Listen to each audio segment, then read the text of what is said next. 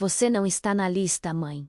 Foram essas as palavras que me atravessaram o peito como uma faca fria, bem na porta da igreja onde eu o ouvi dar os primeiros passos, onde o batizei e onde por tantos anos pedi a Deus para abençoar a vida dele. Eu nunca imaginei que um dia seria impedida de entrar naquele lugar, ainda mais por ele, meu próprio filho. Antes de continuar, me conte nos comentários de onde você está nos assistindo e se inscreva para ouvir mais histórias como a minha. Meu nome é Marta, tenho 58 anos e sempre fui uma mulher simples. Costureira desde os 15, criei meu único filho, Rafael, praticamente sozinha. O pai dele nos abandonou quando o menino tinha apenas 3 anos.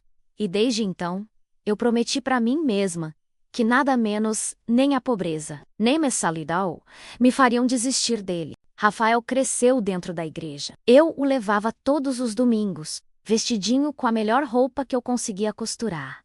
Sempre acreditei que Deus o havia escolhido para algo grande. E de certa forma, estava certa. Ele virou pastor. Jovem, eloquente, cheio de seguidores nas redes sociais. As pessoas o chamavam de pastor das multidões. Mas o que ninguém sabia menos, e o que eu mesma só fui entender naquele dia menos, é que o sucesso às vezes vem com um preço alto demais. Naquele domingo, a igreja estava lotada. Era o lançamento do novo templo, um evento que ele vinha preparando há meses. Eu tinha feito questão de chegar cedo, com o coração explodindo de orgulho. Vesti meu melhor vestido azul, o mesmo que usei no casamento dele, e levei uma Bíblia antiga, com meu nome gravado em dourado. Presente que ganhei quando Rafael nasceu. Mas na porta, um segurança grande, de terno e gravata, me parou, senhora Marta. A senhora está na lista de convidados? Eu ri, meio sem entender.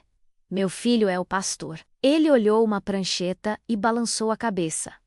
Infelizmente, não posso deixar a senhora entrar.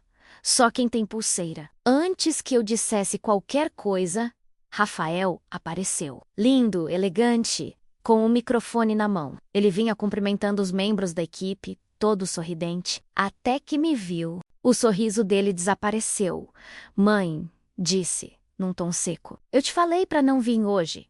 Como assim, meu filho? É o grande dia da sua inauguração. Ele respirou fundo, olhou para os lados e falou baixo.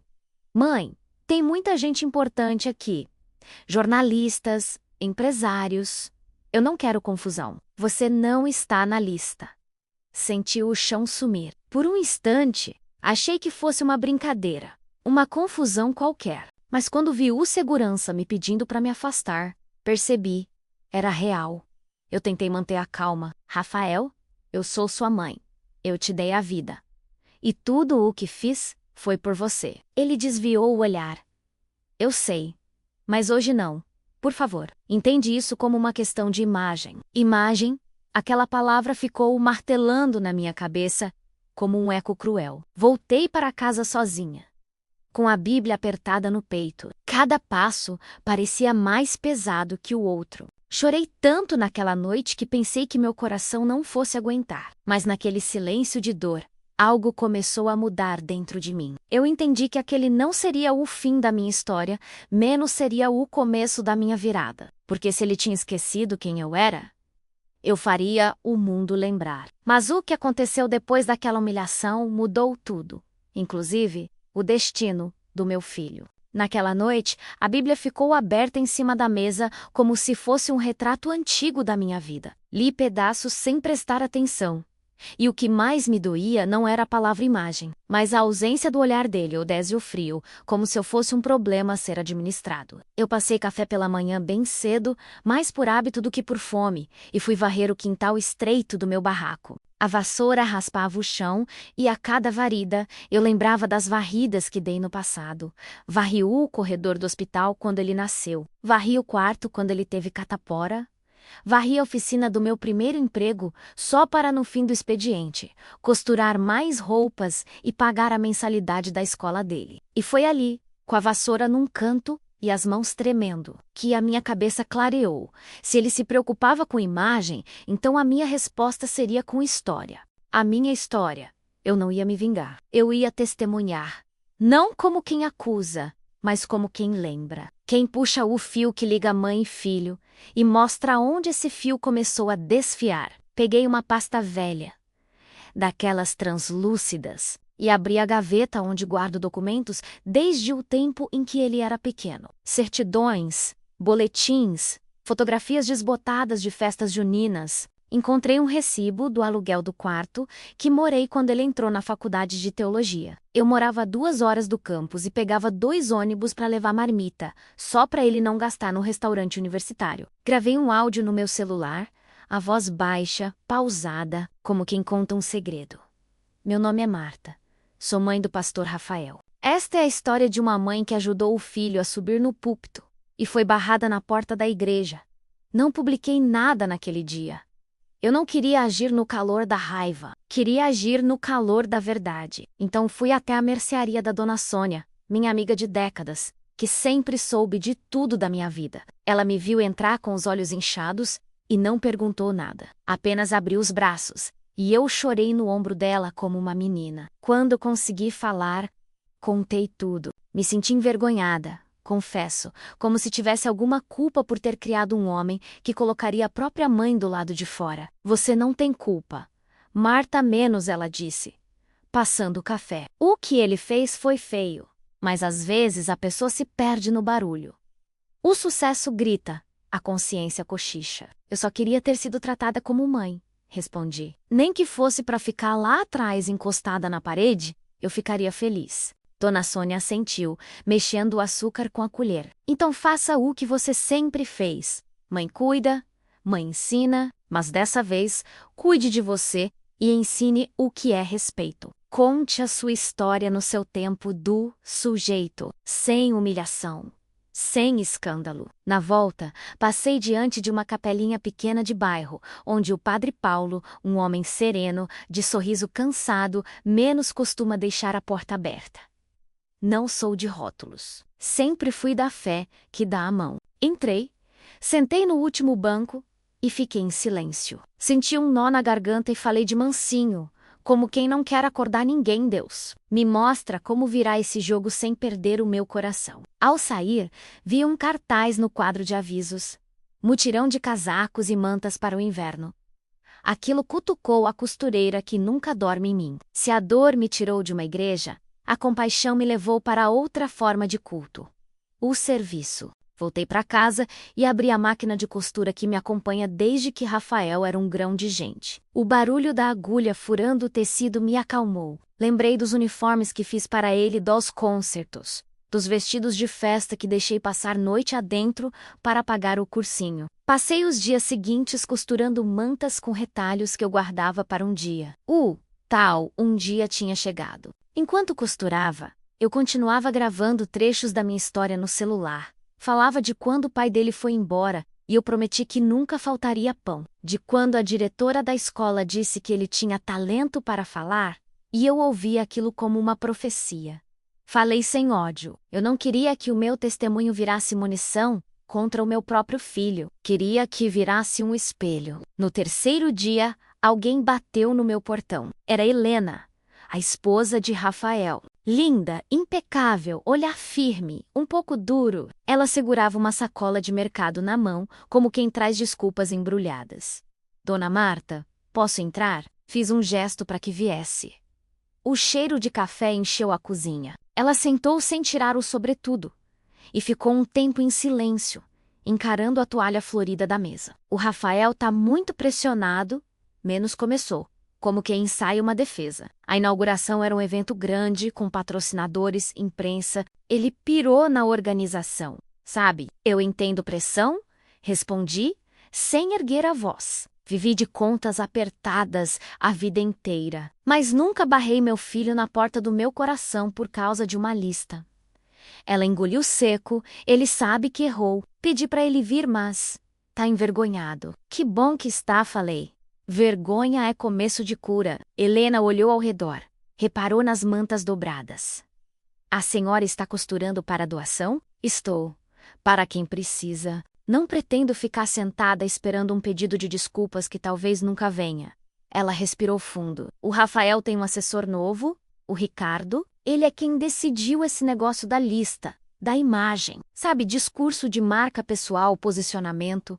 O Rafael foi aceitando. Quando percebeu, já estava preso no próprio palco. O nome Ricardo entrou na minha cabeça como um alfinete. Eu já tinha visto aquele rapaz, sempre colado no meu filho, cochichando no ouvido dele entre um culto e outro. Naquele momento entendi que, mais do que dor, eu tinha diante de mim um labirinto. Fama, vaidade, dinheiro, contratos e um filho que talvez estivesse mais vulnerável do que eu imaginava. Dona Marta menos Helena disse, mais suave, se a senhora pudesse conversar com ele.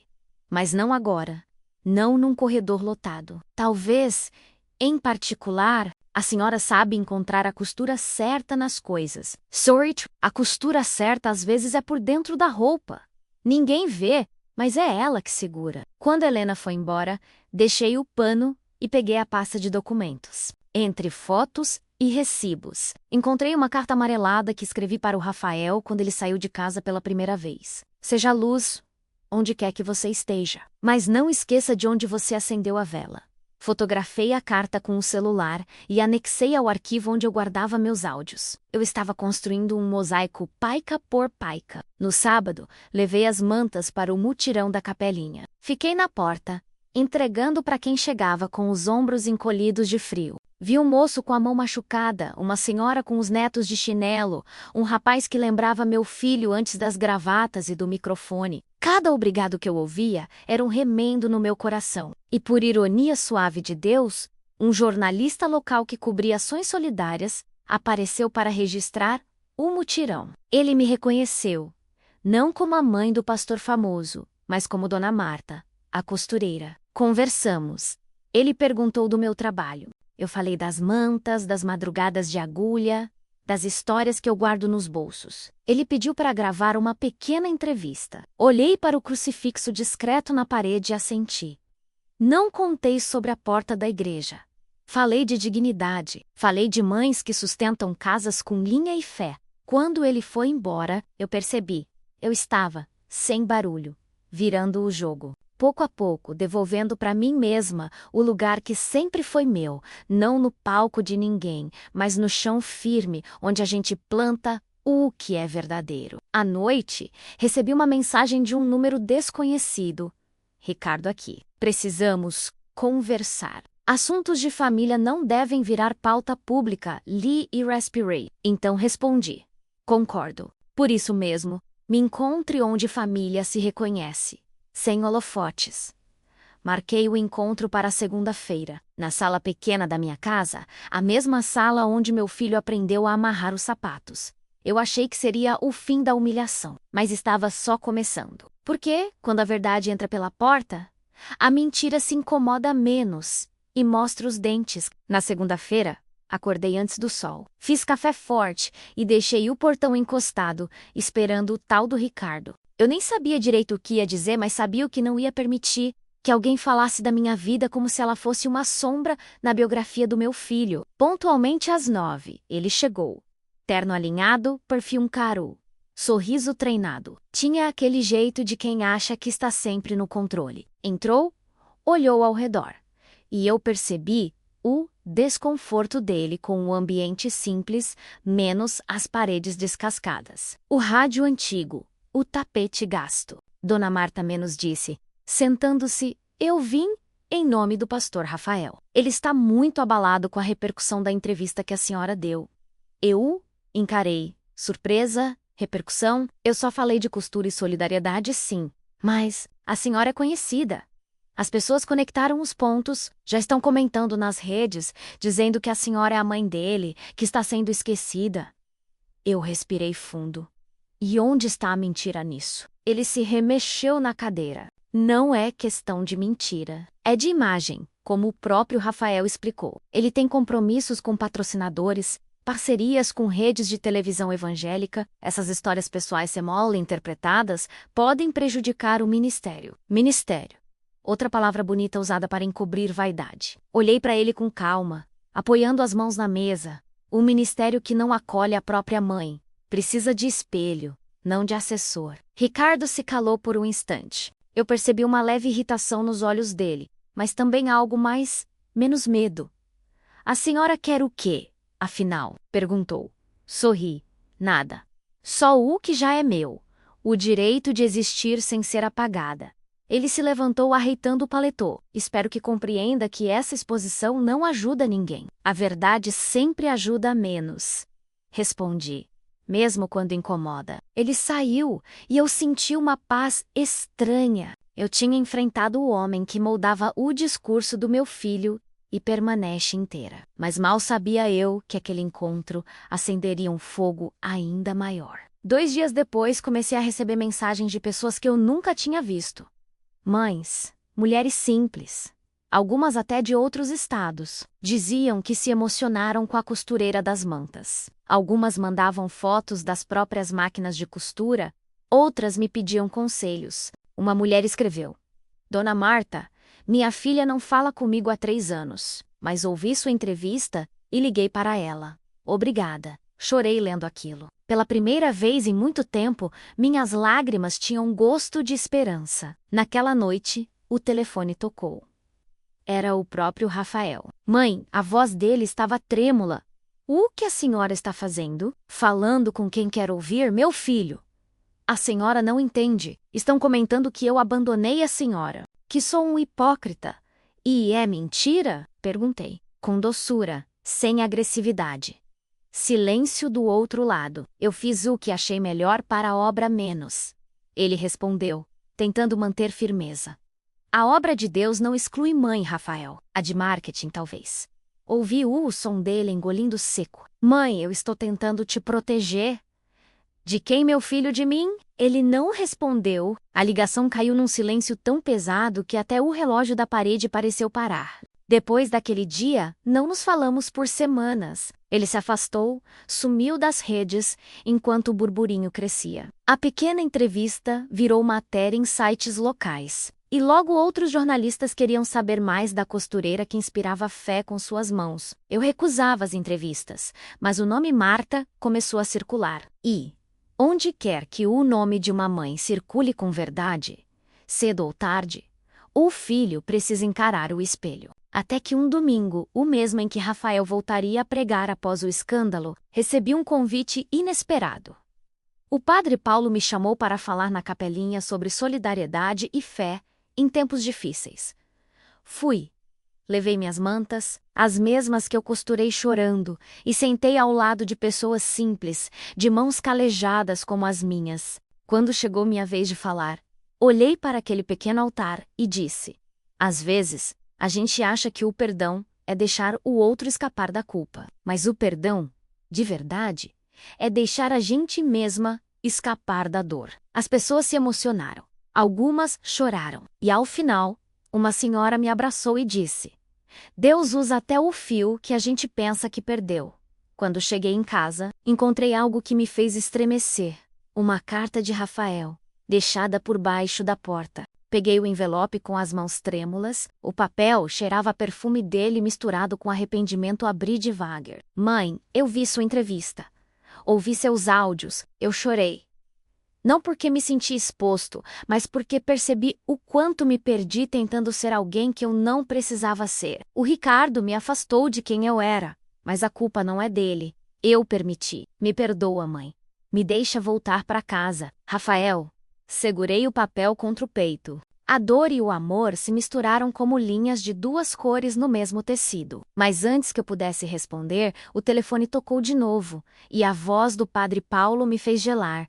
Dona Marta, aconteceu uma coisa com o pastor Rafael. Ele está no hospital. E foi naquele momento que eu descobri que o perdão, às vezes, precisa correr antes que seja tarde demais. O celular quase caiu das minhas mãos. O som do coração batendo no peito abafava as palavras do padre Paulo. Ele passou mal durante o culto, Dona Marta. Foi levado às pressas para o hospital da Santa Clara Estaconsente. Mas é grave. Grave. Essa palavra me fez sair de casa sem nem fechar a porta. Peguei o primeiro ônibus, e cada parada parecia uma eternidade. As ruas passavam pela janela como borrões, e tudo o que eu conseguia pensar era: será que ele me esperou? Cheguei ao hospital ofegante, o cheiro de desinfetante, os corredores frios, as vozes baixas dos enfermeiros, tudo me fazia lembrar do dia em que ele nasceu, naquele mesmo hospital. Naquela época era choro de vida nova. Agora, o silêncio me doía como um presságio. Na recepção, uma moça me olhou com pena. Parente do pastor Rafael? Sou a mãe, respondi, firme, como quem reivindica um direito sagrado. Ela sentiu e me orientou até um tetei. Quando cheguei, vi Helena do outro lado do vidro, olhos vermelhos, moss tremulous. Assim que me viu, veio correndo. Dona Marta, ele teve um princípio de infarto. O médico disse que foi o estresse, a pressão, o excesso de compromissos. A voz dela falhava. Ele perguntou da senhora. Senti as pernas fraquejarem. Toquei o vidro frio, tentando alcançar o rosto dele lá dentro. Rafael estava deitado, pálido, fios conectados ao peito, a expressão entre dor e arrependimento. Posso entrar? Helena olhou para o médico, que apenas fez um gesto afirmativo. Entrei devagar, sentindo o peso daquelas máquinas respirando por ele. Filho, sussurrei, segurando sua mão. Os olhos dele se abriram com esforço. Um sorriso fraco tentou nascer. Mãe, a senhora veio. É claro que eu vim. Eu nunca deixei de estar aqui, mesmo quando você me fechou as portas. Uma lágrima escorreu pelo rosto dele. Eu pensei que era tarde demais. Para uma mãe, nunca é tarde. O amor de mãe é teimoso, respondi, acariciando os cabelos dele, como fazia quando era menino. Ficamos em silêncio por alguns minutos.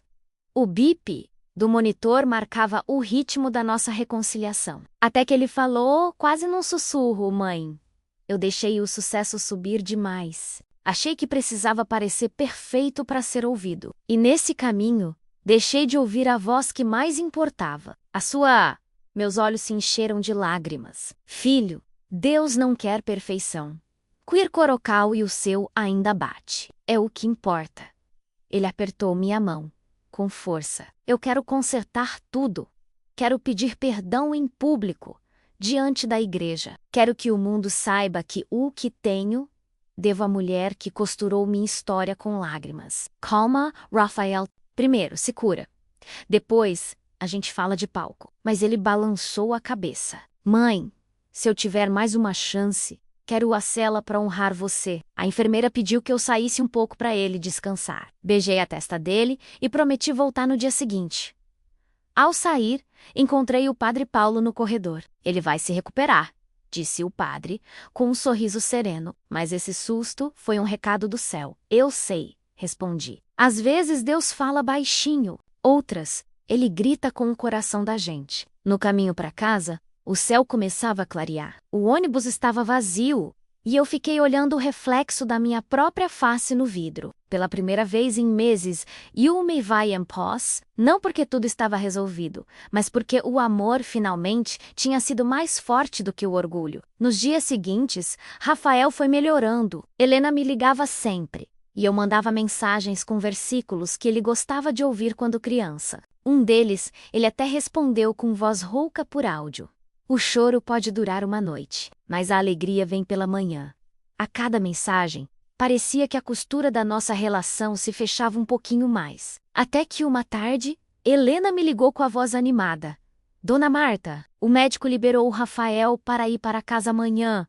Graças a Deus, respondi, emocionada. Vou preparar um almoço simples, mas cheio de amor. Pela primeira vez, voltei a arrumar a mesa de domingo, como nos velhos tempos. Fiz frango assado, farofa e aquele pudim que ele sempre amou. Enquanto cozinhava, minha cabeça se enchia de lembranças.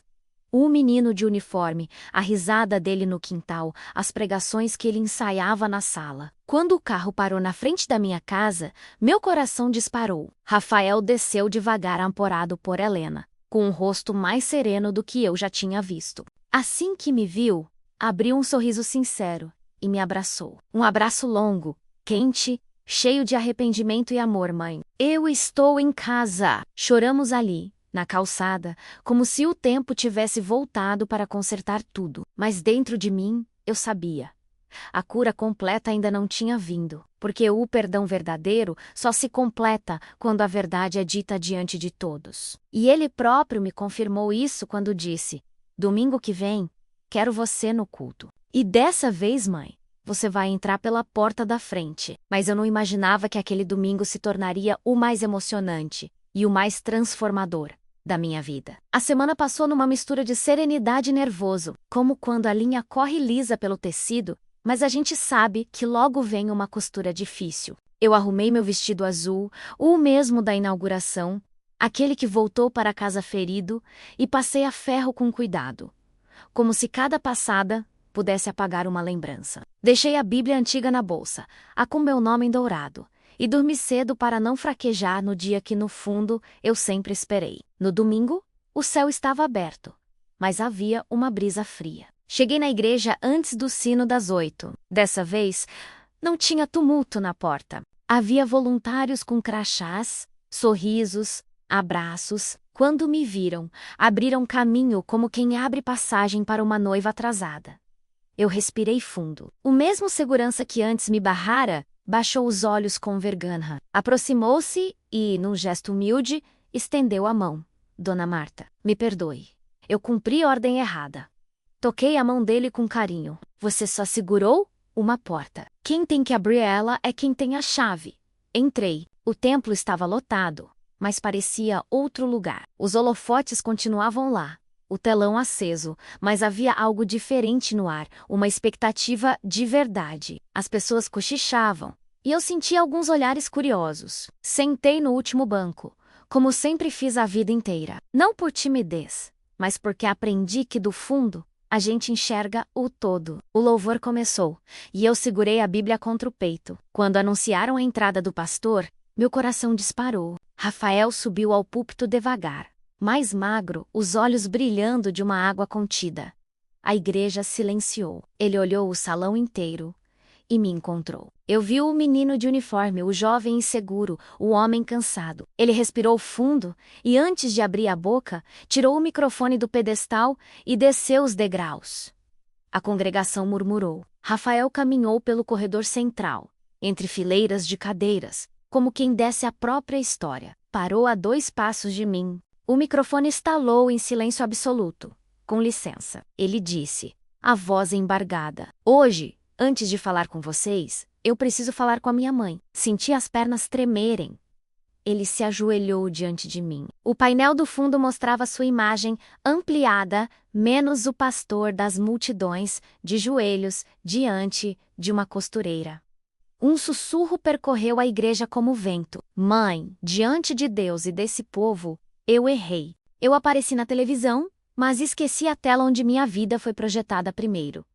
O seu coração. Eu achei que seu amor era garantido e que o resto precisava ser conquistado. E conquistei contratos, palmas, parcerias e perdi a senhora na porta. Hoje, peço perdão. A palavra perdão encheu a nave como incenso. Eu deixei as lágrimas caírem. Minha mão tocou o rosto dele. E eu sussurrei. Levanta, meu filho. Perdão? Concedido. Agora, vamos aprender a entrar e sair pela mesma porta, menos a da verdade. Ele se levantou com a ajuda da minha mão.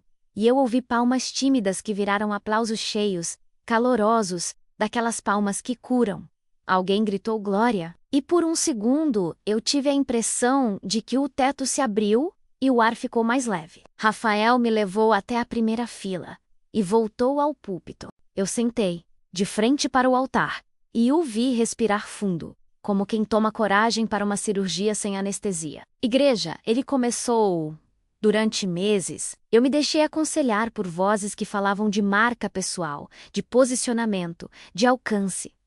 Eu não demonizo trabalho, organização ou estratégia, mas quando isso vira ídolo, a gente oferece no altar aquilo que não é nosso.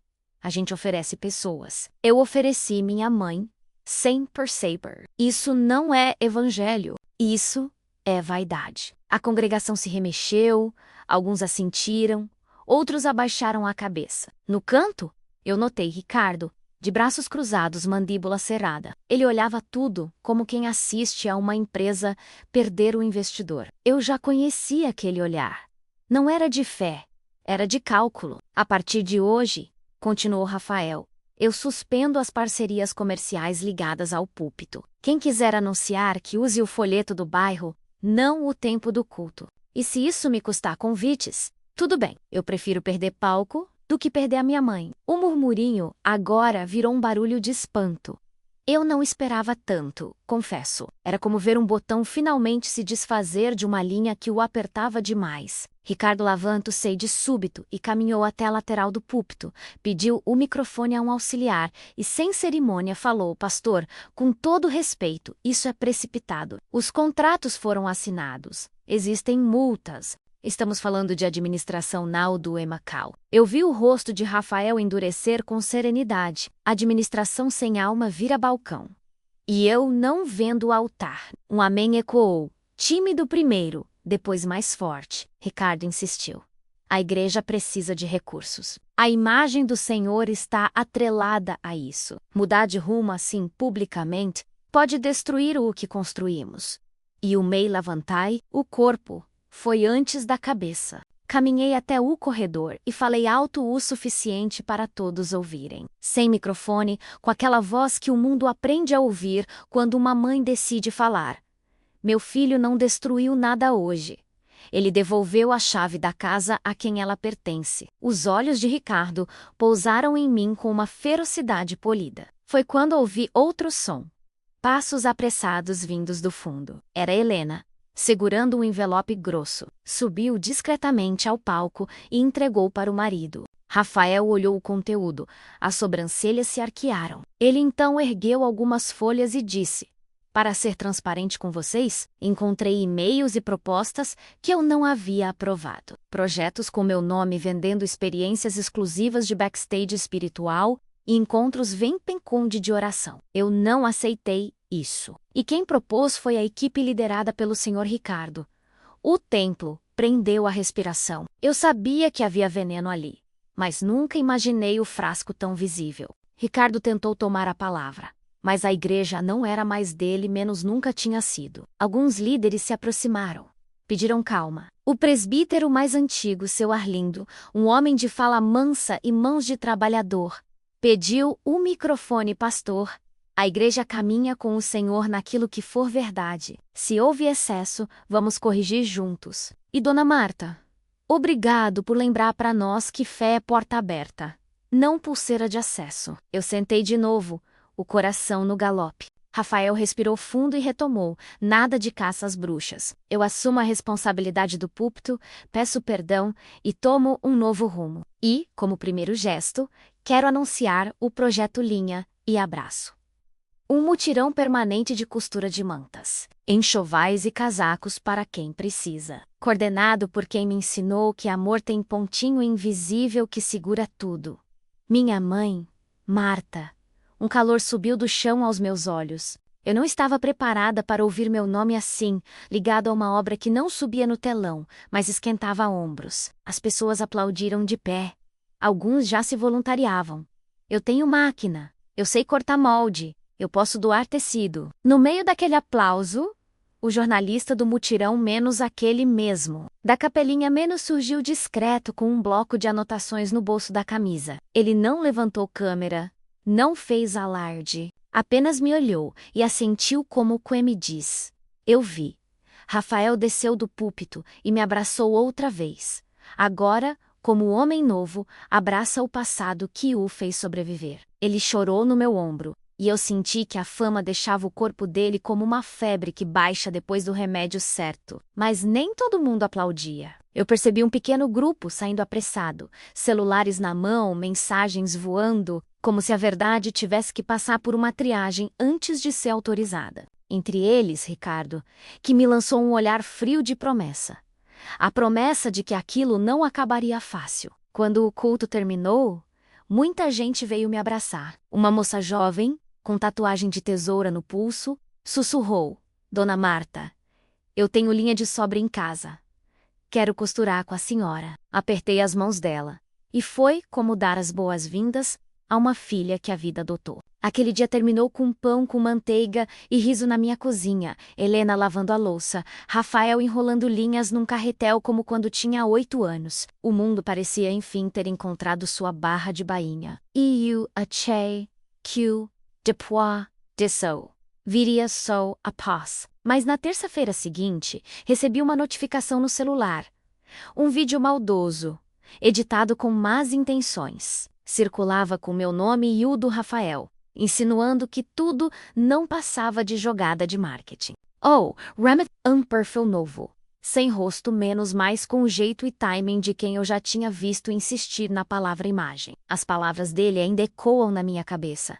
Assuntos de família não devem virar pauta pública. Pois então, a verdade, quando nasce, não aceita voltar para o porão. Eu achei que o perdão bastaria, mas entendi que às vezes a justiça precisa caminhar ao lado dele. Na manhã seguinte, acordei com o celular apitando sem parar. Mensagens, notificações, telefonemas. O vídeo se espalhara como fogo em capim seco. E como todo incêndio, começou pequeno menos, num grupo de fofoca religiosa menos, e logo virou manchete.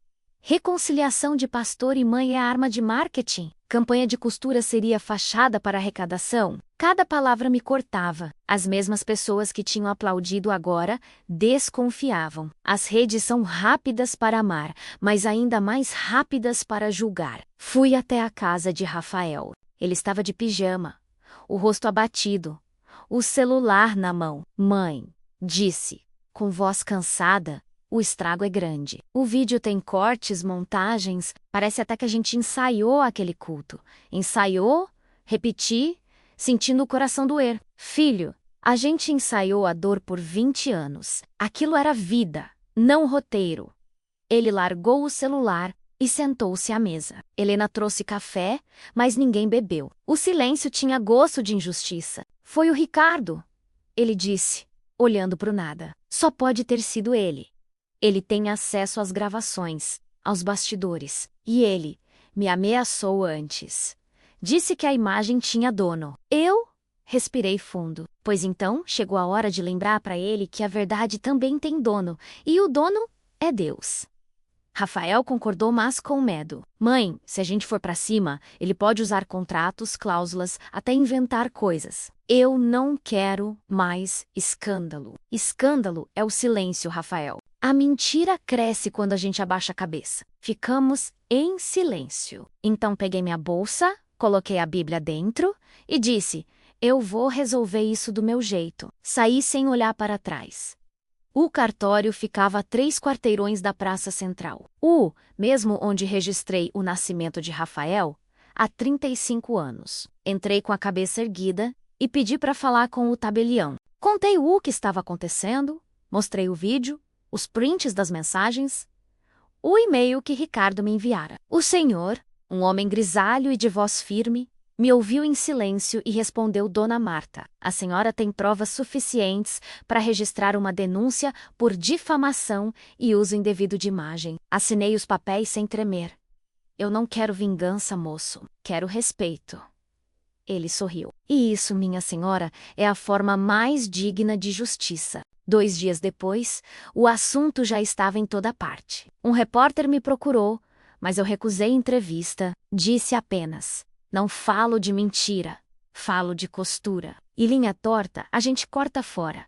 O caso foi parar em uma audiência. Ricardo, agora ex-assessor, tentou alegar que agir em defesa da imagem pública da igreja. Eu fiquei sentada na primeira fileira, com as mãos unidas, observando aquele homem que um dia tentou me calar com palavras bonitas. O juiz, um homem simples de sotaque interiorano, perguntou, e qual imagem o senhor tentou proteger exatamente? Ricardo hesitou. A imagem do pastor. A mesma que o senhor difamou ao editar um vídeo falso? Respondeu o juiz, levantando uma sobrancelha. Rafael, sentado ao meu lado, baixou a cabeça. Eu toquei sua mão por baixo da mesa. Quando o juiz proferiu a sentença, senti um nó desatar dentro de mim. Ricardo foi condenado a retratar-se publicamente e a pagar multa por danos morais. Mas a verdadeira reparação veio depois, quando o juiz virou para mim e disse, Dona Marta, o que a senhora fez é raro. A maioria vem aqui pedir vingança. A senhora veio pedir respeito. Que Deus conserve essa força. Sorri, com lágrimas nos olhos. Eu só fiz o que toda mãe faria. Protegi o que costurei com amor. Nos dias seguintes, o vídeo verdadeiro, sem cortes, Sam the Storks, foi divulgado pela própria igreja. mostrando o pedido de perdão de Rafael. A reação foi oposta à primeira. Agora, as mensagens vinham cheias de carinho. Great Dow e Fay, uma delas dizia: Dona Marta, eu vi seu perdão e perdoei meu pai depois de 20 anos. Outra: se a senhora conseguiu amar mesmo depois da humilhação, eu também posso. Eu li a cada uma com o coração em paz. O projeto Linha e Abraço cresceu. Mulheres, costureiras, senhoras, jovens, todas unidas por algo que não se compra. Propósito: a cada manta costurada, eu lembrava que o fio da dor pode virar laço de amor, se a gente tiver paciência para não arrebentar. Rafael voltou a pregar, mas agora de um jeito novo. Sem pressa, sem slogans, sem câmeras, ele me chamava para sentar na primeira fila. E toda vez que me olhava, fazia uma pequena reverência com o olhar. Um gesto discreto, só nosso. Helena passou a coordenar as redes sociais do projeto, transformando cada história de doação em testemunho. Eu virei Dona Marta das Linhas, e ríamos disso com leveza. O nome que um dia carregou humilhação, agora carregava esperança. Uma noite, sentados à mesa, Rafael disse: Mãe, sabe o que eu aprendi? Que fé não é palco, é costura. A gente vai ligando ponto por ponto, até o pano aguentar o peso da vida. Eu sorri. E quando o pano rasga? A gente recomeça menos? Ele respondeu, com o mesmo fio. Foi ali que entendi que o perdão não é um ato. É uma prática, um bordado que a gente refaz todos os dias, mesmo com os dedos doendo. No domingo seguinte, quando fui à igreja, uma surpresa me esperava. No hall de entrada, onde antes ficava a mesa das pulseiras de acesso, havia uma placa simples, de madeira clara, com letras gravadas à mão. Neste templo, toda mãe entra pela porta da frente. As lágrimas vieram sem aviso, e pela primeira vez, eu me vi sorrindo com um coração leve, sem ferida. A vida me ensinou que humilhação também pode ser o início de um milagre, se a gente tiver coragem de costurar a própria história até o fim. Obrigada por assistir até aqui. Se essa história te tocou, deixe seu coração nos comentários e compartilhe com quem precisa ouvir isso. Deus abençoe sua vida.